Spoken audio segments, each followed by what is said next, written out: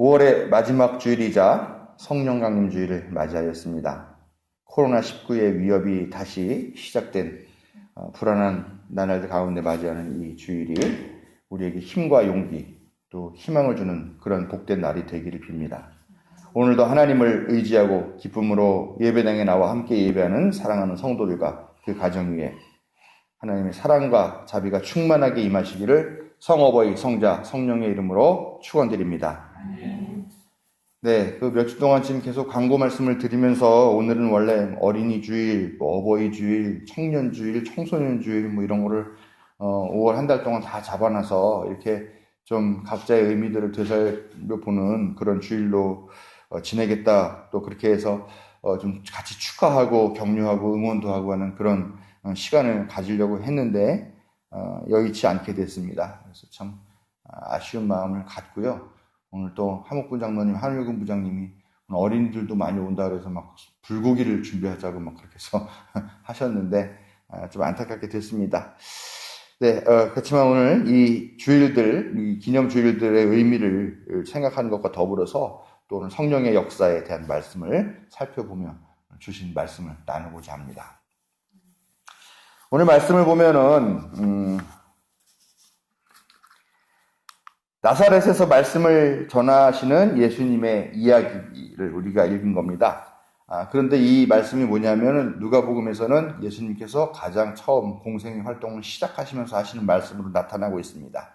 이 나사렛 자기의 동네에 가서 말씀을 전하시는 이야기는 공관복음서, 마태, 마가, 누가복음서에 다 등장하는 이야기입니다만 마태복음은 특히 이 이야기를 가장 첫머리에 공생의 활동을 시작하면서 하시는 그 시점에 이 말씀을 갖다 놓았다라는 거죠.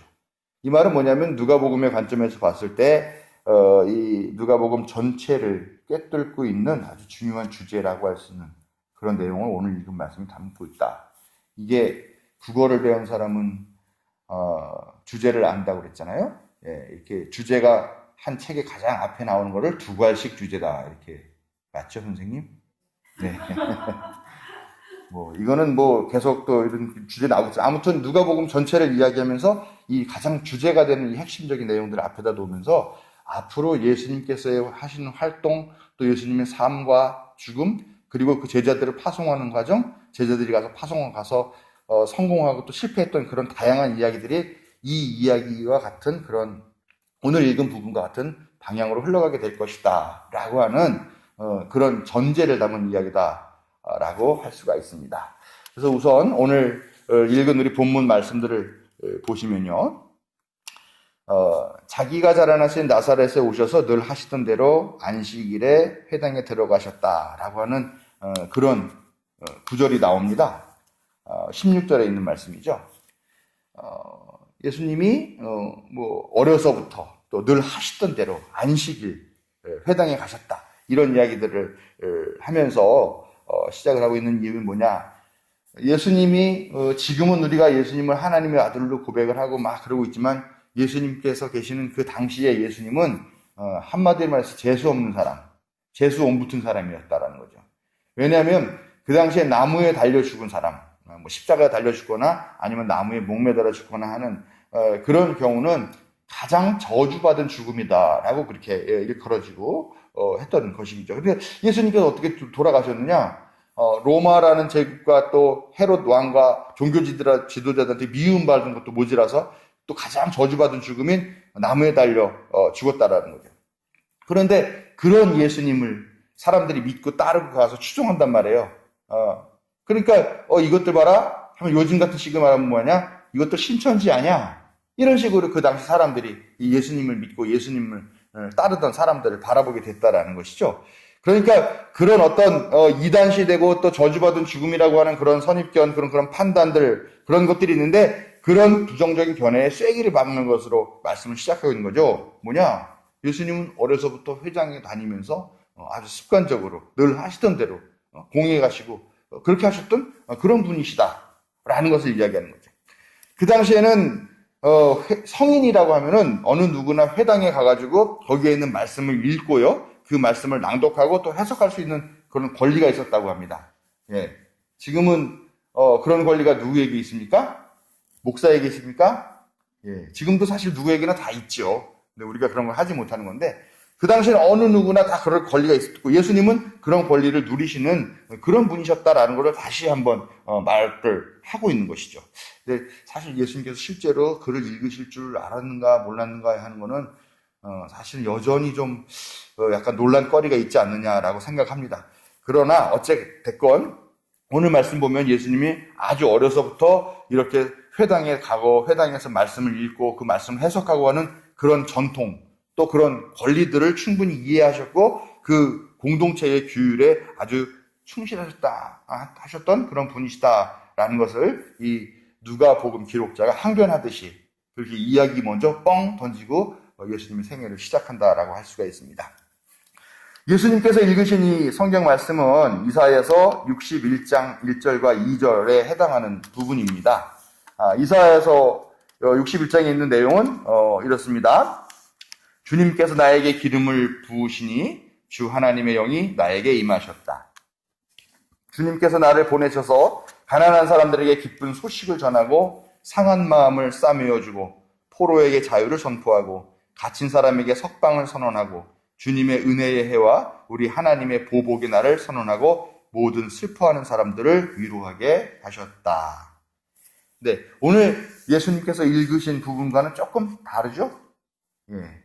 조금 다르기는 합니다만 아주 꿰뚫고 있는 주요 주제는 대동소이한 것을 느낄 수가 있습니다.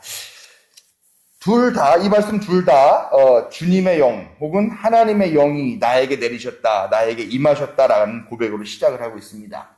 그리고 가난한 사람, 상한 마음, 포로된 사람, 눈먼 사람, 억눌린 사람, 갇힌 사람에게 해방의 소식을 전해주었다라고 하는 그런 선언을 하고 있고요. 그리고 은혜의 해가 선포되었다라고 이야기를 하고 있습니다. 그리고 21절로 가면은요, 그런 해방의 약속이 지금 이 말씀을 듣고 있는 당신들이 있는 이 자리에서 성취되었다, 이루어졌다, 응답을 받았다라고 그렇게 선언을 하시는 것을 볼 수가 있습니다.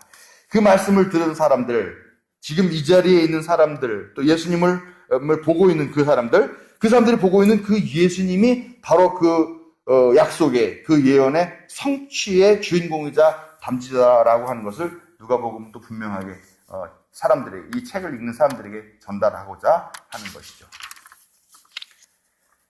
누가복음은 좀 특별한 책입니다. 누가복음은 요즘식으로 보면은 운동권의 책이다, 운동권의 복음서다라고 할 수가 있어요. 왜냐하면 누가복음은 아주 유독 다른 복음서보다 강하게 여자들에 대한 관심, 가난한 사람들에 대한 관심, 또 소외받는 사람들에 대한 관심, 이방인들에 대한 관심, 이런 그 당시에는 사람들이 별로 중요하게 생각하지 않던 사람들에 대한 이야기를 많이 하고 그 사람들을 주인공으로 세우기도 하고 하면서 그렇게 하고 있다라고 하는 것이죠.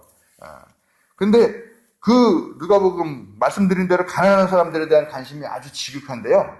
여기서 가난한 사람들은 마태복음에서 말하는 것 같은 마음이 가난한 사람이나 어떤 정신적인 피폐함이나 그런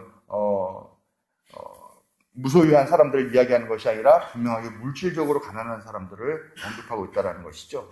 즉 사회적으로 소외된 약한 사람들, 종교적, 윤리적으로 주변으로 물러나고 밀려난 그런 사람들에게 이 해방의 소식을 바로 예수님께서 전하고 계신다라고 하는 이것이 오늘 주신 말씀이다라는 것이죠. 오늘 읽은 이 단락 말씀의 주제를 보면은 성령이 임하시면 가난하고 소외된 사람들에게 해방의 소식이 전해질 것이며 그것이 바로 예수님을 통하여 분명히 성취될 거다라고 하는 그 말이 오늘 읽은 이 긴 절에 그냥 간략하게 요약한 주제다라고 보실 수 있습니다. 그런데 이 말은요, 우리가 좀 심각하게 받아들여야 될 게 있는 게 예수님께서 이 공적인 생애를 시작을 하시면서 이 말씀을 제일 먼저 딱 하셨다라는 거죠. 앞으로 예수님이 어떻게 살아가셨냐? 로마 제국의 그 식민 지배에 맞서가지고 싸웠죠. 또 로마를 등에 업고서 있는 헤롯의 독재 정권에 맞서가지고 헤롯을 비판하기도 했죠. 또 헤롯 왕가와 결탁해서 유대교를 어떤 민중의 아편적인 그런 종교로 만들면서 민중을 탄압하고 복종시키는 그런 도구로 만들어버린 그런 유대교 종교 지도자들에 대해서 분명한 도전과 저항을 선언하고 있는 말씀이라는 거죠. 이게 선거에 나가면서 나 이렇게 하겠습니다 하는 출사표와 같은 그런 말씀이다라고 할 수 있는 거죠. 근데 예수님께서 이런 말을 어디서 했느냐? 집에서 혼자 한 게 아니라 자기 친구들 몇 명이 둘러 앉아있는 하는 게 아니라 공공장소인 공회에서 드러내놓고 이렇게 말씀을 하셨다라는 거죠. 결국 기득권자들은 예수님의 이런 발언에 대해서 도저히 용납할 수가 없고 이 도전을 도저히 가만둘 수가 없겠다라고 생각을 하게 되는 거죠.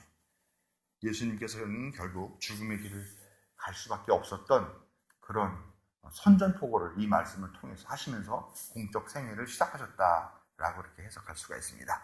이런 말씀을 배경들을 가지고 오늘 특별히 성령에 대한 말씀에 대해서 좀 집중해서 알아보려고 합니다. 여러분, 성령 하면 어떤 생각이 드십니까? 성령. 네, 뭐 오늘 성령이 오셨네, 이 기쁜 소식을 전하세요 했는데 전혀 기쁘지 않은 표정을 지으신 것처럼 제가 성령 어떻게 생각하냐고 하니까 전혀 맞듣지 않은 표정이신 것 같습니다. 성령하고 떠올리기만 해도 얼굴에 환한 미소가 떠오르면서 아멘 뭐 이런 소리가 나와야 되는데 그렇지 않으신 거 보니까 저한테는 아주 성령은 골치 아픈 존재다 이렇게 생각을 합니다. 표정 보니까 저뿐만 아니라 다 비슷비슷하신 것 같아요. 성령은 사실은 저뿐만 아니라 또 여러분뿐만 아니라 초대교회에서도 되게 골치 아픈 존재였던 것 같아요. 그래서 도대체 이 성령은 어떻게 봐야 되느냐, 성령이 누구냐, 막 이 문제로 갑론을박을 막 하다가 결국은 나중에 4세기 들어가지고 니케아 공의회에서 삼위일체, 성삼위일체라고 하는 그런 교리를 최종적으로 공인을 했습니다. 그러니까 이게 성령이 처음부터 성령이 오셨네, 성령이 함께 계셨다 이렇게 받아들여지진 않고요. 성령이 하나님이다 이렇게 얘기하지 않고 예수님 돌아가시고 한 300년 정도 있은 후에야 그제서야 비로소 성령이라는 존재가 성삼위일체라는 그런 교리가 우리 교회 안에 들어오게 되었다라는 것이죠. 그런데 그것만으로 끝난 게 아니더라고요. 보니까 이 교회사 역사를 보니까요. 근데 이 문제가 교회 안에서 끊임없이 과연 성령은 뭐냐, 성령이 하나님이냐, 성령이 예수님이냐, 삼위일체냐 이 문제를 가지고 조금 동의하지 못하는 사람들이 계속 있었었나 봐요. 그래서 그런지 결국 15세기 중엽쯤에 됐을 때 이 문제를 다시 한번 거론하면서 확정을 하게 됩니다. 피렌체 공의회라고 하는 그곳에서 다시 삼위일체 하나님에 대한 그 내용을 다시 선언하게 되는 거죠. 보면은 뭡니까? 이 교회 안에서도 성삼위일체 하지만 사실은 꽤 오래 기간 동안 논쟁이 있었고 동의되지 못하는 그런 골치 아픈 문제였다라는 것입니다. 사실 성령이라는 게 신약 성경에서 예수님과 관련되어서만 나오는 건 아니죠. 구약에서도 하나님의 영, 주의 영, 성령 이런 단어가 종종 나옵니다. 예수님이 읽으신 이 부분도 구약에 있는 부분이고요. 그렇게 사실 성령이라는 게 구약과 신약을 통틀어 가지고 나오는 되게 핵심적인 역할들도 하고 있고 또 어떤 하나님과의 신비적인 교감을 통해서 하나가 되는 그런 경험을 설명하는 그런 존재임에도 불구하고 골칫덩어리가 되고 마음을 움직이지 못하는 그 이유는 무엇일까 하는 생각을 한번 해보게 됩니다. 여기 계신 분들이 아마 대부분 다 아주 어렸을 때부터 다 교회에 나가시고 어머니 태중에 있을 때부터 다니신 분도 있을 거고 아주 어렸을 때 친구들의 손을 잡고서 그 초콜릿 하나 얻어먹고 빵 하나 얻어먹는 그 맛을 들려서 교회를 나가신 분들도 있을 겁니다. 근데 아무튼 그렇게 어려서부터 교회를 쭉 다녀오신 분들은 집요하게 시달린 질문이 하나 있지 않는가 저는 그렇게 생각합니다. 저는 아주 집요하게 시달렸습니다. 그게 무슨 질문이냐? 성령 받았습니까? 성령 받았습니까? 성령 받았습니까? 이 질문에 확고하게 아멘 하실 수 있는 분은 우리 오호수 권사님 한 분밖에 안 계십니다. 예, 근데 목소리 약간 떨렸어요, 제가 들어보니까. 아마 이 질문에 자신있게 아멘 하고 대답할 수 있는 사람은요, 최소한 방언할 줄 아는 사람 뿐이 아닌가 이렇게 생각을 합니다. 우리는 이 성령이라는 것은 어떤 특별한 경험이나 어떤 신적인 체험, 종교적인 그런 신비 현상, 또 열광적인 우리 종교의 활동, 이런 것과 연관이 있다고 끊임없이 교회에서 주입식 교육을 받아왔습니다. 최소한 기도할 때 방언 정도는 한두 마디 하고, 또 그래서 기도하는 게 막 신이 나서 금요 철화에 가가지고 밤새 달랄랄랄 하면서 기도하고, 또 그게 주체 못해서 새벽 기도도 나와서 기도하고, 예? 또 학생 때나 이렇게 수련회 같은 데 가면은 마지막 막 날 하잖아요. 캠프파이어 쫙 하면서 철사 걸어놓고서 이렇게 불덩이 탁 하면서 에이 하나님 뭐 성령이 오셨네 그러면서 막 그런 거 할 때 막 뜨거운 마음이 그렇게 변화가 오는 체험들도 하고, 또 부흥 강사 목사님 오시면 아주 어렸을 때도 그냥 제일 앞자리에 앉아가지고 그냥 막 이렇게 박수를 치면서 정말 손바닥이 시뻘개져 이렇게 할 정도로, 그 정도는 불러줘야 성령 받았는 게 아니냐, 그 정도는 해야 성령 받은 증거 아니냐, 이렇게 생각하고 있다라는 것이죠. 꽤 오랜 시간 동안요. 그러니까요, 이게 내가 다 받고 방언도 좀 하고 그러면 좋겠는데 받지 못하는 그런 마음, 또 방언도 하고 막 그러는 사람들과 나와 사이에 보이지 않는 이 경건의 벽 같은 게 있는 것 같고, 그러다 보니까 어떡합니까? 점점 에이 난 필요 없어, 난 안 주시네, 난 성령 못 받았나 봐, 그리고 거부하게 되고 무관심하게 되고, 심지어는 그런 막 방언하는 사람들을 우리가 냉소적으로 바라보고 그런 경우까지 되게 됐더라는 거죠. 방언하고 뭐 소위 성령 받았다고 하는 사람은 그 사람대로 못하는 사람한테 아유 저 믿음 없는 거, 성령 못 받은 것, 그렇게 얘기를 하지만, 또 못 받은 사람대로 아유 저 열광주의자들 저 무슨 난리야, 그런 거 사람들 다 이상하게 생각해, 그렇게 하면서 이 교회 안에서 성령 때문에 이상한 파당이 생기게 되는 그런 상황이 된 게 아닌가라는 것이죠. 저는 뭐 아시다시피 목사 집안에 태어났어요. 뭐 우리 아버지는 목사는 아니었지만 집안에 목사들이 많고 할아버지도 목회를 하신 그런 집안에서 태어났어요. 그러니까 뭐 자연스럽게 교회 안에서 뭐 주도적인 역할을 했겠죠. 거기다가 얼마나 이목구비 뚜렷하고 키도 크고 관심을 끕니까. 그러다 보니까 제가 교회 학교 다닐 때도 막 학생회 회장도 하고 그러면서 그랬어요. 교회 안에서 좀 주도적인 역할도 했습니다. 그럼에도 불구하고 학생회 회장씩이나 하는 사람이 성령 받았냐라고 하는 그 질문을 받으면 불편했습니다. 왜냐하면 저는 학생회장이지만 방언을 못했어요. 부흥회 설교도 전 좀 재미가 없더라고요. 가서 부흥 강사들 얼마나 재밌게 막 우스운 얘기들 하고 막 또 그 경건한 자리에서 막 욕설도 막 섞어서 하고 그러면 얼마나 막 근데 저는 그거 보면서 아유 저게 뭐 하는 짓인가, 별로 재미가 없더라고요. 또 막 기도를 또 오래 막 하지도 못해요. 막, 남들 막 다 방언한다니까 나도 방언 좀 보여보려고 막 수련회 가가지고 막 했는데, 몇 번 말씀드렸죠? 막 방언이 올라오다가 막 뒷골이 막 땡기기 시작하면서 성령을 받을 것인가, 여기서 고혈 앞으로 쓰러질 것인가, 막 이런 고민을 하게 됐다고. 그래서 아니다, 성령 안 받더라도 건강하게 살자. 그래서 방언을 그냥 탁 기도를 멈춰버렸어요. 사실 저는 모르겠어요. 우리 지방에도 교회가 예배당 가가지고 하루에 6, 7시간씩 시간 정해놓고 기도하시는 목사님 있다는데, 저는 무슨 기도할 게 이렇게 많을까, 그런 생각을 아무튼 하고, 저는 뭐 그렇게 기도 오래 하는 것도 좀 지겨웠어요. 그런데 그럼에도 그 질문을 받게 되잖아요. 성령 받았냐? 방현섭 회장 성령 받았어? 라고 질문을 받게 되면 뭐라고 대답해야 됩니까? 아멘! 큰 소리로 대답을 해야죠. 그렇죠? 아니 회장식이나 된 녀석이 성령도 못 받았어? 성령 받았다는 확신도 없어? 그런데 그렇게 대답을 하고 난 뒤에는 제 마음속에 왠지 거짓말을 한 것 같은 찜찜한 그런 불편함이 있고 죄책감들이 있고, 난 성령 받지 못한 사람 같아서, 성령도 못 받았는데 거짓말까지 하는 그런 사람인 것 같아서 그것 때문에 좀 시달리고, 남들 다 주는데 난 학생회장식이나 하는데 나한테는 방언을 주시지 않는 하나님이 원망스럽기도 하고,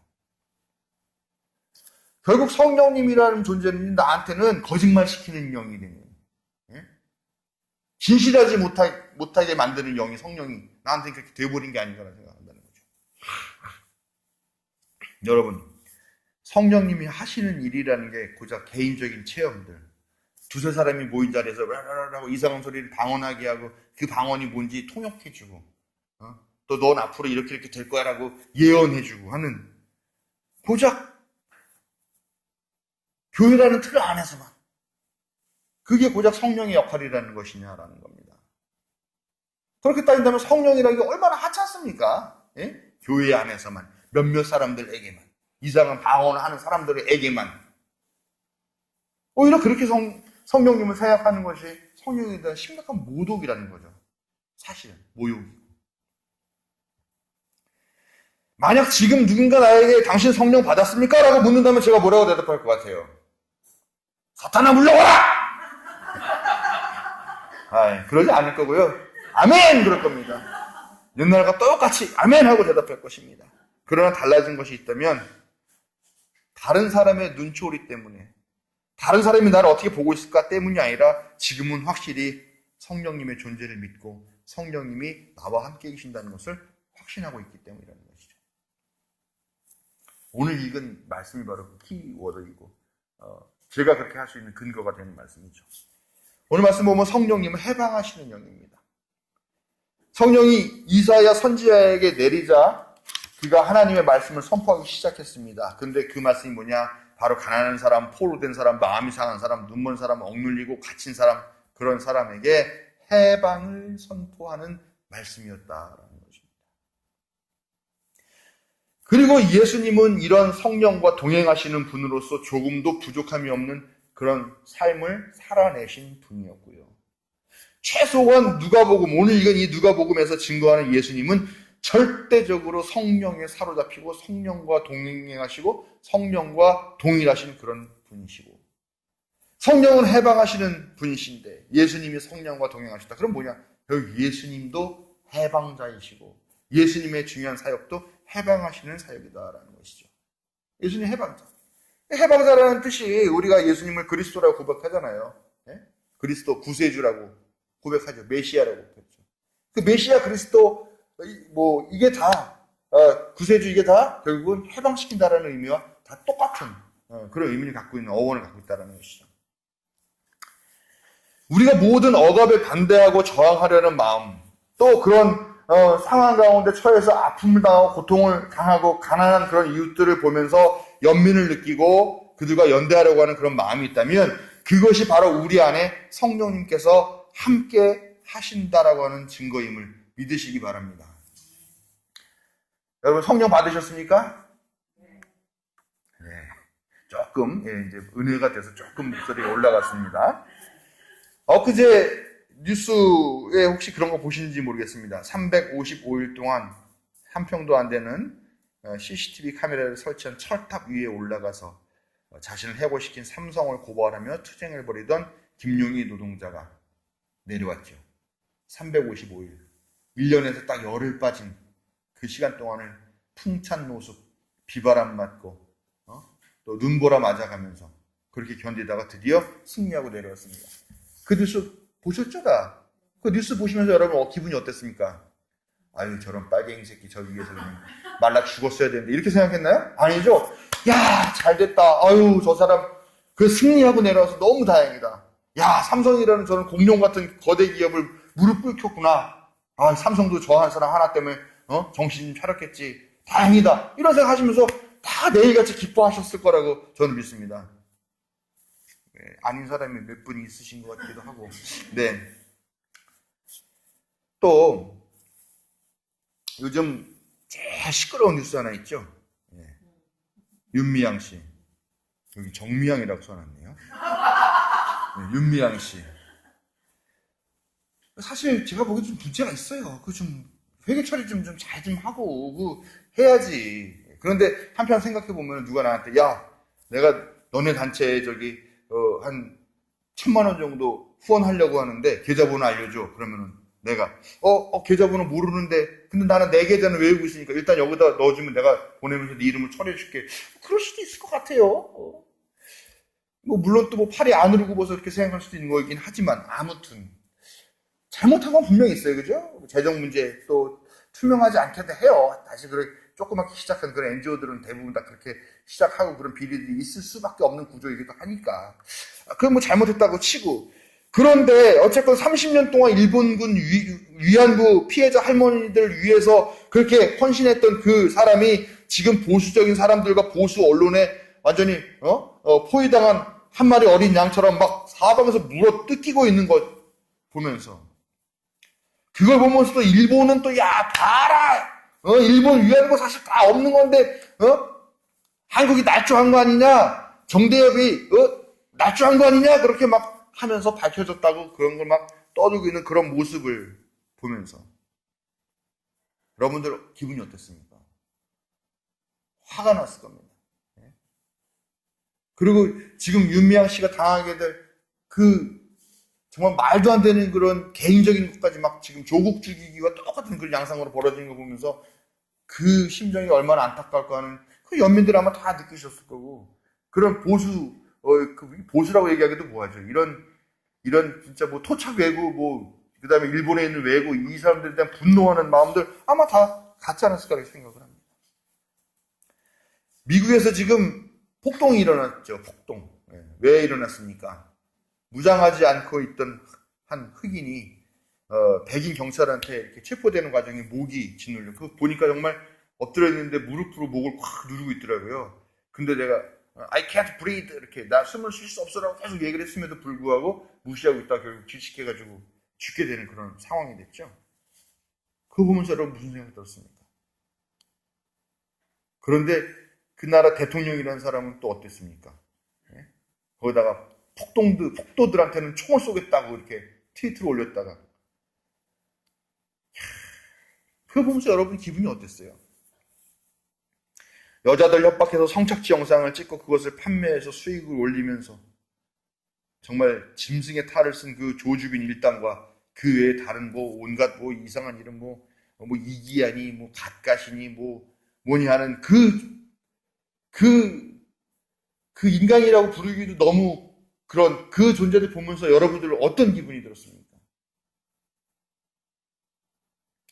입주민에게 부당하게 폭행을 당하고 억울한 마음 추스리지 못해서 끙끙거리다가 결국은 스스로 목숨을 끊은 경비원 최희석 씨의 그 이야기, 그 뉴스를 보면서, 또 그 사람을 그렇게 가해해가지고 죽게 만든 그 가해자, 그 신모라는 사람은 가면서 오히려 나도 쌍방폭행 당하겠다, 나도 고발하겠다라고 말하는 그 사람이 그 파렴치한 블러 처리가 돼서 희미하게 보이는 그 얼굴을 보면서 여러분들 같이 분노하고 같이 억울함에 가슴을 치지 않았느냐라는 것입니다.